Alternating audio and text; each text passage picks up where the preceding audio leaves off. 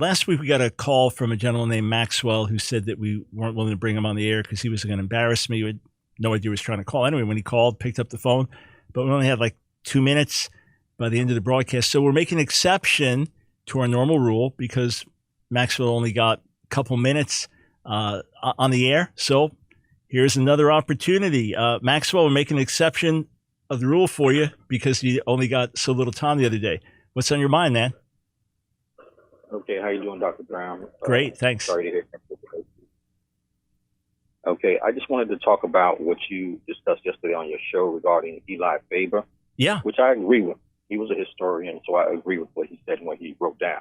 Mm-hmm. Within that same article, you failed to mention Jacob Radar Marcus, who was also a historian, a Reformed rabbi, and Reform means that he was against slavery, all right, who did write the 4-volume history of American Jews that owned 75%, or he stated that 75% of Jewish families in Charleston, South Carolina, Richmond, and Virginia did own slaves, okay? And they were born 106 years apart. And my point here is, how can one historian born later, 106 years later, and you taking a historian that was born 106 years before him, outweigh what Jacob Radar Marcus said? Oh, Okay?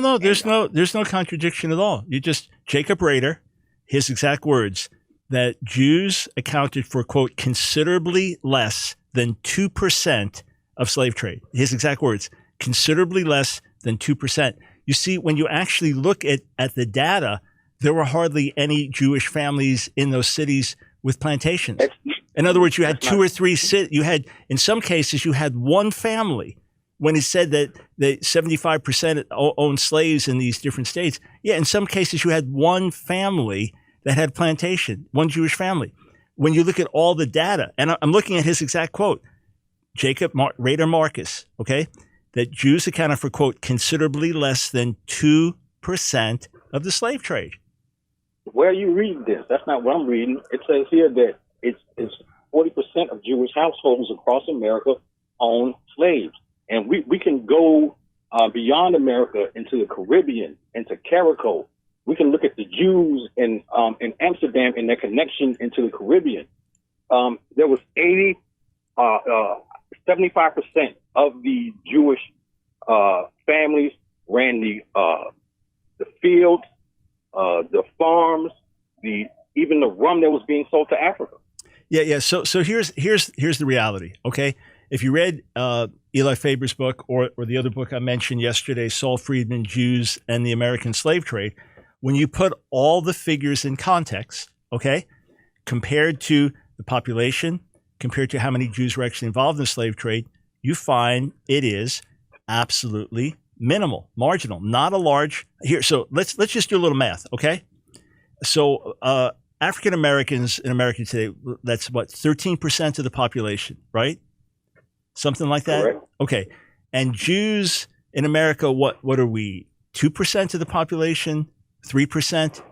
Whatever that number would be. Okay. If we're like 5 million out of 330 million, or even 6 million to 330 million. So we're just a couple of percent. All right. And then white Americans still a majority, but not as big a majority. Okay. So yeah, Jews, 1.8% of the population. So if Jews owned, let's say we're slavery today, if Jews owned the same proportion of slaves that the rest of the white population owned, that would be a minimal number of the whole. Would you agree with that? Yes, I would agree with that, but you have to look at the small number and what the small number own.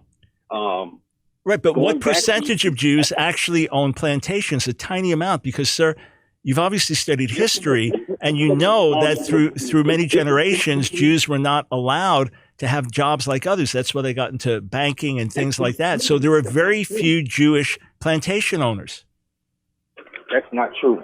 There were politicians that were Jewish who pushed slavery in the South. I can't bring up the particular. Yes, some were. Absolutely. There were even rabbis that pushed it. You're 100% right. But they were a tiny percent of the population. And as far as slave owners, looking at, because slave owners, those are the plantation owners. Very, very few Jews own plantations. It's just reality. They own the most of the plantations. They own the farms. No, sir. No, sir. No. No. together. Hold on. Maxwell, here's the problem. Here's the problem. Here's the problem. We're getting a lot of background noise. The problem is no matter what data I present you, okay, Eli Faber is relying on Marcus and Marcus Rader and these others, okay? They're all using the same sources and they're analyzing them and comparing them. That's what the Nation of Islam did not do. That's why their book has been completely rejected by black scholars, leading black historians. That's why Harvard professor Henry Louis Gates said that this is the new Bible of anti-Semitism. So it is utterly false. Even the cities you mentioned, Charleston, so on. Look back, you'll see in some cases that there was one Jewish family owning a plantation. In some cities, 4 Jewish families. That's reality. And by the way, I pulled up a link for you that if you give an email to Rachel, she'll email it. Harold Brackman, who did his doctoral dissertation on the subject and has published much to demolish the Nation of Islam's lies. He has an op-ed in the New York Times, Jews had negligible role in slave trade. And who does he quote in support? He quotes Jacob Rader Marcus and says that he's authoritative in the subject. And again, quote, that Jews accounted for considerably less than 2% of the traffic. So, I mean, that's what he said. What do you do with that quote? What you quoting is incorrect, okay? Charleston, South Carolina, and Richmond, and Virginia, and Georgia were most of the United States at that point in time in history. And how many Jewish families in Charleston? Give me the exact data. How many Jewish families in Charleston own plantations? Okay, you have to take all of this into account. I'm just asking you a question. Just please answer that one. Answer that one question. How many Jewish families in Charleston own plantations? 40%. No. How many Jewish families? Listen, I made an exception to the rule to bring you back on a week later, and I'm giving you verbatim quotes from people, and you're rejecting them. I don't know how I can help you, sir. I would love to help you see the truth. I will. And when Jews write in this, they say, "Yeah, this is terrible that we had any part in this." They don't minimize it. Okay, and I'm using the very sources you're referring to.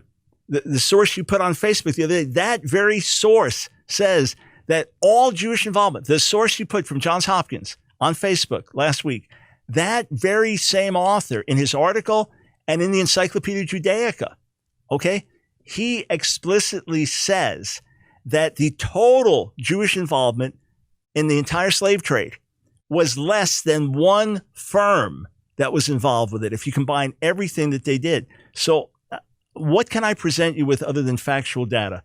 But just to answer the question, how many Jewish families in Charleston own plantations? 40%. What if there was one family that lived there that owned a plantation? Then what would that mean? You like to play with the timeline. I'm not playing with the timeline. Maxwell, Maxwell, I'm not playing with the timeline. All right, listen. Here's the deal. I love truth, and I care about you as an individual, Maxwell. Okay.